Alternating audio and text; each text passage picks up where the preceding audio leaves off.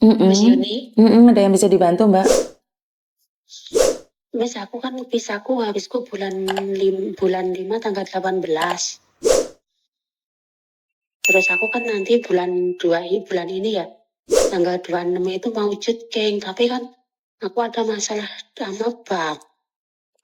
Maksudnya gimana, nggak paham saya? Mau cuti tapi aku gitu ada masalah sama bank 4 bulan aku nggak ngangsur. Terus apa hubungannya sama Jutke? Takutnya nanti pas job visa di Makau ada masalah gitu. Nggak ada hubungan dong. Kamu punya utang bank dibayar, nggak dibayar kan hubunganmu sama bank. Sama imigrasi apa hubungannya, sayang? Takutnya nanti katanya, aku kan pernah lihat di YouTube itu ya, pas apa Jutken terus dia ada masalah sama bank, dia terus ditangkap polisi di Makau sana. Iya, dia bermasalah dengan bank karena dia money laundry, bukan masalah karena dia utang bank. Utang bank kan bukan urusannya negara, itu urusanmu sama pihak bank. Iya, aku takutnya gitu. Kecuali kamu lagi ikut pencucian uang, money laundry, mungkin kamu akan ditangkap dan dipenjara juga. Tapi kalau kamu utang bank secara pribadi kan nggak ada hubungan sama pemerintah, Mbak. Oh, gitu ya.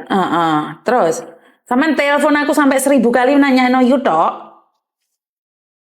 Enggak, aku tuh takutnya kan majikanku juga tahu. Takutnya di interminate gitu. Ngerti, tapi kan saya menanyakan tentang Jutgeng, apakah kamu akan ditangkap gara-gara utang bank, benar tidak? Iya, Karena kamu tahu bahwa ada yang Jutgeng ditangkap polisi, benar tidak? iya. Itu karena dia money laundry, bukan karena dia punya utang bank. Soalnya banknya itu tiap hari itu telepon rumah majikanku, Miss. Ngerti, tapi kan sampean berbicara tentang Jutgeng, Mbak. Saya tidak berbicara dengan sampean bahwa maji kamu selalu ditelepon oleh bank. Kan saya tidak ngomong itu. Kalau ditelepon bank itu kan ya jelas lah, wong kamu punya utang nggak dibayar, dikejar kan wajar. Jadi mereka itu bukan mengejar kamu, tapi mereka itu mengejar uang yang sudah kamu pinjam. Tapi sekarang kita berbicara tentang imigrasi kan gak ada hubungannya dengan utang bankmu, sayang. Oh iya, iya. Pertanyaan saya, kenapa nggak dibayar? Oh, itu kan 4 bulan itu kan buat itu aku kan bikin rumah. Dulunya itu aku di sini udah 8 tahun, Miss.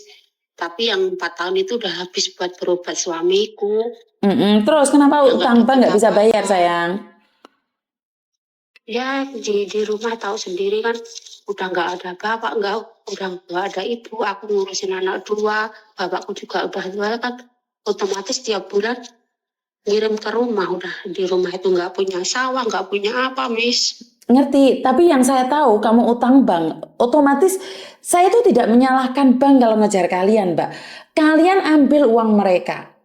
Apakah kalian tenang walaupun nggak dikejar sama bank? Tapi kalian hitungannya kan tetap punya utang toh. Jadi jangan kasih alasan sama saya bahwa keluargamu butuh. Tak tanyain siapa sih yang nggak butuh? Semua orang itu butuh, itu alasan bagi saya. Tapi utang itu tanggung jawab, sayang. Ya, tapi aku itu majikanku udah tahu dulu kan yang nyuruh majikanku. Ini loh saya yang saya nggak paham. Bukan masalah nyuruh nggaknya, pertanyaan saya kenapa nggak bayar? Ya uangnya kepake terus. Loh, Mbak nurusin orang kepake terus, saya akan terus kepake. Kamu percaya nggak? Saya tidak akan belani bank atau tidak belani siapa-siapa. Tapi yang saya tahu, orang utang sampai kapanpun dikejar. Kalaupun kamu nggak dikejar, tahu nggak? Kamu sudah mengambil hak orang lain, suatu saat itu akan ngambil punyamu loh. Maka kelihatan, kamu tidak akan diberikan kesehatan keluargamu. Ntar malah ada musibah, ada ini, ada itu, ada ini, ada itu. Dan kamu tidak akan pernah merasa puas dengan apa yang kamu punya. Karena memang utang itu harus dibayar. Kamu bisa lari, kamu nggak mungkin ditangkap polisi, tapi namanya utang itu di darah daging, sayang. Lek nuruti butuh, ya siapa sih nggak butuh? Siapa sih nggak kepingin duit? Bener nggak? Iya. Lho lek sampean ngundang utang bank terus gak mau reken ngono rek yo dunia persilatan ini akan hancur. Ya jangan ngomong kayak gitu karena butuh loh. Bener lah, apes itu nggak ada di kalender loh. Wayang bayar ya dibayar no bange. Sampai 4 bulan ngejar-ngejar, kayak sampean gak bayar. Ngurusi butuh kamen gak ono lerene Mbak, butuh ya Mbak.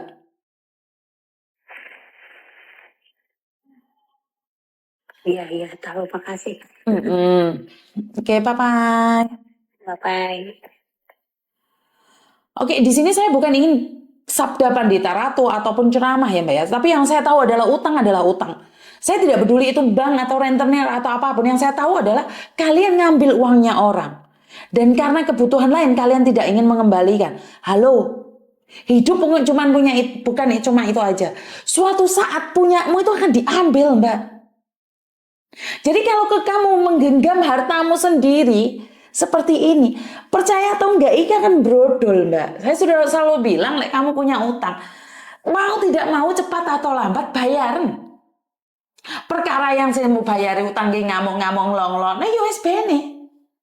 Kita berbicara tentang kenyataan. Jadi bank itu bukan ngamuk, bukan nagih atau koncomu itu nesu dek kamu, bukan. Tapi dia itu mau ngambil balik haknya yang kamu pinjem. Jadi buat mbak-mbaknya yang utang temen nih, utang bank, utang siapa, ya jangan lari dari kenyataan. Saya nggak ngomong siapapun itu ya. Tapi kalau kalian punya utang, wajibnya ya dibayar, apapun alasannya. Nunggu butuhmu selesai, nggak selesai. Ibu saya pernah bilang satu hal. Uang butuh itu gak ono lerene sebelum dia masuk di peti, sebelum dia masuk ke liang lahat. Butuhnya uang itu tetap butuh. Karena itu punya utang, sisakan duangmu sedikit itu untuk bayari utang. Jadi jangan berharap bahwa ya kalau imigrasi tidak akan menangkap kamu gara-gara kamu punya utang bank. Yang saya tahu kemarin adalah ditangkap gara-gara dia itu money laundry. Jadi ketahuan sama polisi, dia rekam jejaknya sedang dicari dan kebetulan dia jutking, maka dia ditangkap. Jadi buat mbak-mbaknya jangan menyepelekan utang ya. Sehari-hari ini tuh banyak sekali yang teman-temannya sampai mencari ke saya tentang utang bank, tentang ini, tentang itu. Saya tuh pusing kadang-kadang. Dan saya tuh nggak paham dengan lifestyle kalian. Siapa sih yang nggak butuh? Siapa sih yang nggak suka uang? Saya butuh, saya suka. Tapi caranya bukan membohongi teman. Caranya bukan berarti ambil bank nggak bayar. Tidak. Bukan seperti itu. Jadi buat teman-teman saya tidak ingin ini kejadian ini berlanjut karena utang adalah utang. Utang itu wajib dibayar. Jadi utang itu memang sesuatu yang kita pinjam dan wajib kita kembalikan. Jadi jangan bilang karena kebutuhan yang tidak pernah ada hentinya membuat kalian lupa tidak membayar hutang. Dan saya percaya bahwa utang itu akan melilit tubuh kita. Kalian tidak akan tenang. Kalau kalian tidak menyelesaikan hutang kalian, selamanya hidupmu tidak akan tenang. Akan ada aja musibah. Wes gak percaya omong aku. Jadi jangan tenang-tenang karena sekarang temanmu gak nagih. Jangan tenang-tenang karena bank gak nagih. Itu tanggung jawabmu. Kamu pinjam, kamu ngambil hak orang, kembalikan sebelum sesuatu yang lebih besar akan diambil oleh orang lain. Sesuatu yang lebih besar apa yang akan diambil oleh orang lain adalah kesehatanmu, keluargamu. Karena gara-gara kamu punya utang, orang ini akan selalu berdoa yang jelek pada kita. Nah, doa-doa yang jelek itu akan menimpa pada kita. Saat menimpa sama kita, berapa banyak uang pun yang kita pegang itu tidak ada gunanya. Muspro. Karena itu saya selalu bilang, memang punya utang jangan sampai ditagih. Kalau sudah punya balik no mbak, koncomu iki gak nagih. Tapi dia itu meminta haknya dia. Karena kamu sudah meminjam haknya dia. Bank itu gak nagih hutang, tapi bank itu meminta haknya dia untuk dikembalikan. Karena dulu kamu pinjam. Jadi kadang-kadang saya cuma berpikir rentenir itu. Dia itu kadang-kadang ada yang untung, ada yang buntung loh. Ya, ngutang 05.000 dibalik no pempisah, terus laporan sama KJRI, paspor hilang, terus ada paspor baru, proses lagi, ya buntung. Tapi saya yakin, orang yang dengan sengaja berbohong untuk kenikmatan pribadi, hidupnya tidak akan pernah tenang. Ini buat kalian yang para pengutang, yang suka ngutang dan tidak suka mengembalikan, dengarkan kata-kata saya. Hidupmu tidak akan pernah tenang. Hidupmu tidak akan pernah kelar selagi kamu masih mengambil hak orang. Selagi kamu masih ngutang punyanya orang. Ingat-ingat kata saya. Hidupmu tidak akan pernah tenang dan hidupmu akan selalu cemas. Itu aja dari saya. Kurang lebihnya saya minta maaf. Wassalamualaikum warahmatullahi wabarakatuh. Berkat Tuhan mengalir atas hidup kita semua. Semoga semua makhluk hidup bahagia dan bye-bye.